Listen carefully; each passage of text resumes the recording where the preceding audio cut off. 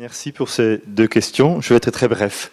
N'est-ce pas naïf? Je vais répondre avec les paroles d'un activiste démocratique congolais que j'ai rencontré il y a 15 jours. Il est à Bruxelles. Il disait « Monsieur David, nous essayons d'être naïfs ». Je trouve que c'était magnifique. Et puis, parce que finalement, le rêve démocratique a été aussi naïf dès le début. Donc voilà. Et donc, est-ce que tout le monde est capable de servir des fonctions quand il est tiré au sort? C'est un peu la même question par rapport au jury d'assises. Là aussi, la loi stipule quels sont les critères auxquels on doit répondre pour pouvoir être tiré au sort. Et ce sont des critères assez minimaux. Il faut savoir lire et écrire. Je dirais, pour un budget participatif, il faut aussi un peu savoir calculer. Mais je dirais, gardons ça aussi ouverte que possible. Je peux faire un truc juste très simple, très court. Enfin, je vais essayer. La complexité du droit aujourd'hui n'est pas une fatalité. L'inflation juridique crée une insécurité juridique. L'inflation législative crée pour nous tous une insécurité juridique. Plus personne, même un juge, même un professionnel, n'est capable de maîtriser correctement le droit. À mon avis, ça vient de la professionnalisation de tous les métiers du droit. La professionnalisation des parlementaires, la professionnalisation des juges, la professionnalisation de tous les métiers du droit, des avocats, des notaires, des huissiers. Le fait que tous ces gens-là soient des professionnels leur permet de maîtriser la complexité parce que c'est leur quotidien, ils ne font que ça. Et du même coup, ils poussent donc les créateurs, les interprètes, les utilisateurs, poussent à cette complexité, sans même y prendre, c'est pas un projet mauvais, méchant, hein. C'est parce que c'est pas bien pensé à mon avis. Enfin, ça paraît présomptueux de dire ça, mais nous pourrions penser parce que nous voulons une simplification du droit, parce qu'on sent bien qu'on n'a pas besoin de cette complexité, nous pourrions, en déprofessionnalisant les métiers du droit. Alors, les professionnels du droit vont me haïr quand je dis ça, mais enfin, ils doivent être capables de comprendre. Enfin, ils vont peut-être trouver... Enfin bon... Enfin, il me semble que si on prend du recul et qu'on regarde l'intérêt général, en déprofessionnalisant les parlementaires, on va rendre plus compliqué pour eux la compréhension du droit et ça va les pousser à simplifier les lois. Pareil pour les juges, pareil pour les avocats. Donc je pense pas que ce soit Et sur la complexité du monde, l'interaction, la mondialisation, qui fait que nous ne pouvons plus prendre de décisions nationales parce que nous dépendons d'un univers complexe. Ça non plus, ça me paraît pas du tout une fatalité. Ce sont des décisions politiques qui ont complexifié toute cette affaire et augmenté, comme je disais tout à l'heure, l'échelle de prise de décision politique, ce qui la met hors de portée de nos volontés. Mais ce qu'on a fait, on peut aussi le défaire, hein. Il n'y a pas un traité au monde qui n'a pas été déchiré et bafoué. Donc c'est pas... Enfin, je suis très inquiet avec les traités qui se font signer, mais si nous reprenons le pouvoir en écrivant nous-mêmes la Constitution, on déchirera les traités comme ils ont tous été déchirés avant.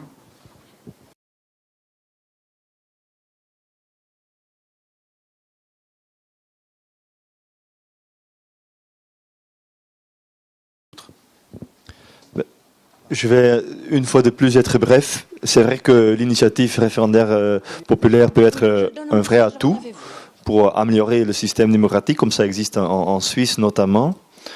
En même temps, je vois aussi des limites d'un système référendaire. Allez, quand on regarde, avec les élections, on colore une bulle. Dans un référendum, on dit déjà oui ou non. Bon, j'ai l'impression qu'on peut encore aller plus loin et qu'on peut effectivement inviter des gens à se prononcer de façon beaucoup plus substantielle. Et donc, pour moi, le tirage au sort et la soi-disant démocratie délibérative me semble plus riche comme participation citoyenne que de demander aux gens de dire oui ou non. Voilà.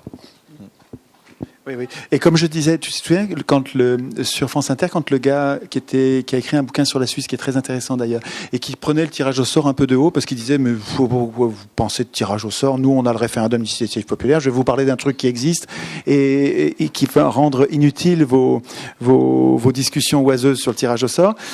Je lui rappelais que le RIC, le référendum d'initiative populaire, d'abord est complètement corrélé au gouvernement représentatif. C'est parce que nous avons des élections et des représentants que nous voulons garder la main par le référendum d'initiative populaire. Si nous écrivions nous-mêmes les lois, nous n'aurions pas besoin de référendum, première chose. Deuxième chose, les Suisses ont le référendum d'initiative populaire, mais ils sont en train de le perdre. En tout cas, ils sont sur une pente, un trend descendant sur le plan démocratique. Les Suisses, avant, il n'y a pas très longtemps, votaient eux-mêmes leurs lois. Les cantons n'avaient pas de conseils municipaux et ils votaient eux-mêmes leurs lois à main levée.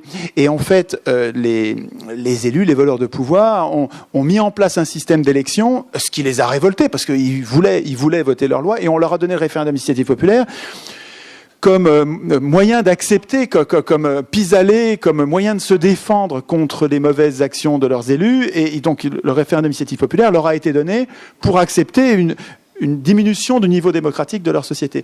Et donc, et là maintenant, il y a l'Union européenne qui leur fait de l'œil et ils sont, alors il faut qu'ils se battent, hein, ils se battent, hein, parce qu'ils y tiennent à leur référendum d'initiative populaire, mais c'est en danger. Je veux dire, les élus, les représentants veulent diminuer ce référendum. Et puis troisièmement, pour nous qui ne l'avons pas, le référendum d'initiative populaire, parce que nous on est aussi sur un train descendant, mais en partant de plus bas. Si on essaye de comprendre, parce qu'il nous disait, vous n'avez qu'à instituer le référendum d'initiative populaire. Le gars, il nous disait, faites comme en Suisse, quoi. Hein. Je lui dis, attendez, vous êtes gentil, mais qui va écrire le référendum d'initiative populaire? Le problème, c'est que, ok, on est d'accord sur le fait qu'il le faut, on est d'accord sur les mandats courts non renouvelables, etc., sur toutes sortes d'institutions. Le problème, on a un problème central, notre cause commune, c'est que jamais les élus n'écriront la démocratie. Les élus ont... Ça peut être des gens très gentils, hein, ça peut être des gens adorables, mais par construction, parce qu'ils ont décidé de faire ce métier-là, ils ont un conflit d'intérêts qui fait qu'ils ne veulent pas la démocratie. Donc ils n'écriront pas le référendum. Et donc je disais à cette personne, ok pour le référendum d'initiative populaire, mais on l'aura jamais si on l'écrit pas nous-mêmes.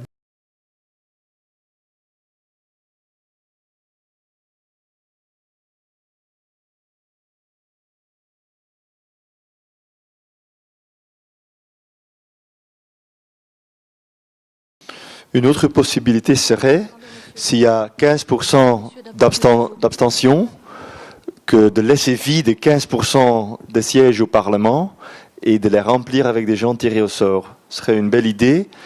Mais en Irlande, par exemple, il y avait 1/3 de politique pour 2/3 de citoyens tirés au sort.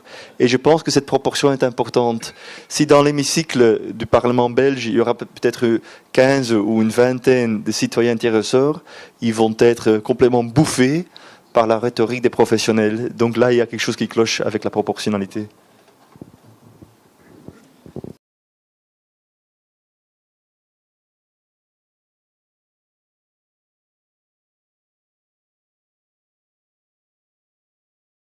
Ça me paraît tout à fait jouable. Je vais commencer par le positif et finir par le négatif.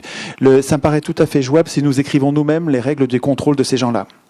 Je pense même qu'une aristocratie vraie, instituée par nous, avec des désignations par concours, des désignations par élection, des désignations par tirage au sort, suivant les cas, nous allons doser nous-mêmes les règles de désignation, de contrôle et de punition de ces gens-là.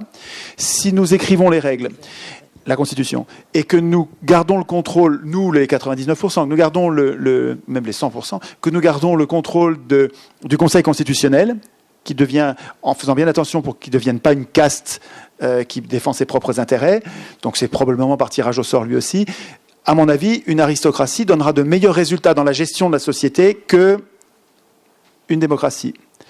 Mais je vois déjà l'objection, mais il la fera lui-même peut-être, mais je vois déjà l'objection de David, parce que je la partage, c'est que c'est infantilisant encore. C'est-à-dire que ça nous maintient, nous les citoyens, les autres, ceux qui ne sont pas les meilleurs, dans un état d'enfant réduit au contrôle des meilleurs, réduit au contrôle de leurs parents.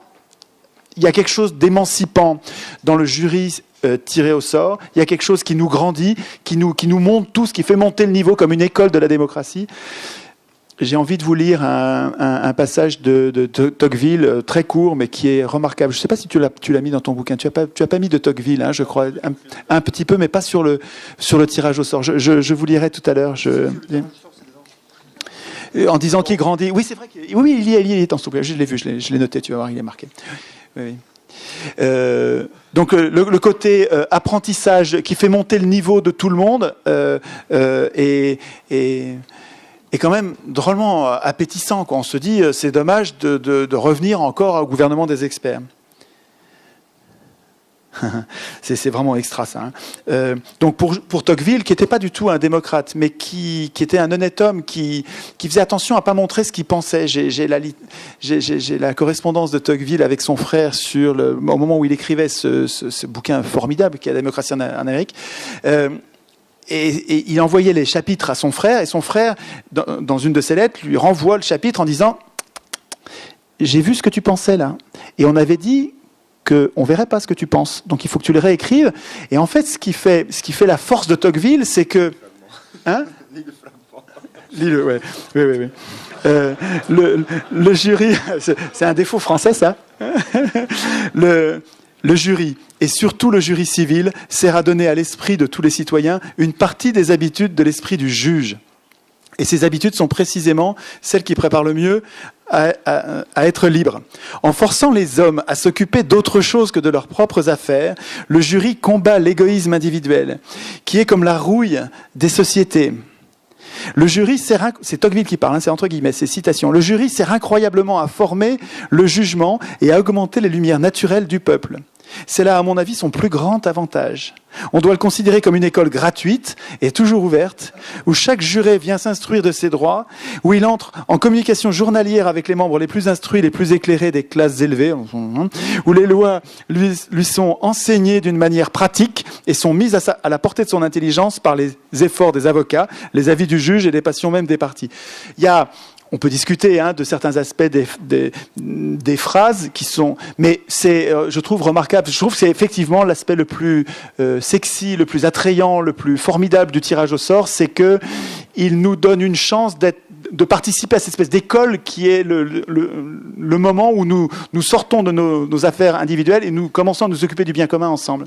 Et si on a un gouvernement d'experts, on perd complètement cet aspect-là. Donc, de toute façon, il faudra discuter ensemble. C'est l'Assemblée constituante qui va décider ça.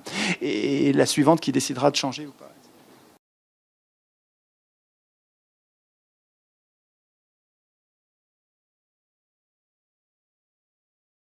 Tout à fait. Je connais la situation flamande mieux qu'ailleurs en Belgique, mais je sais sur les 300 communes flamandes, il y a une septantaine qui travaillent déjà avec des processus participatifs. Il y a plusieurs échevins à la participation.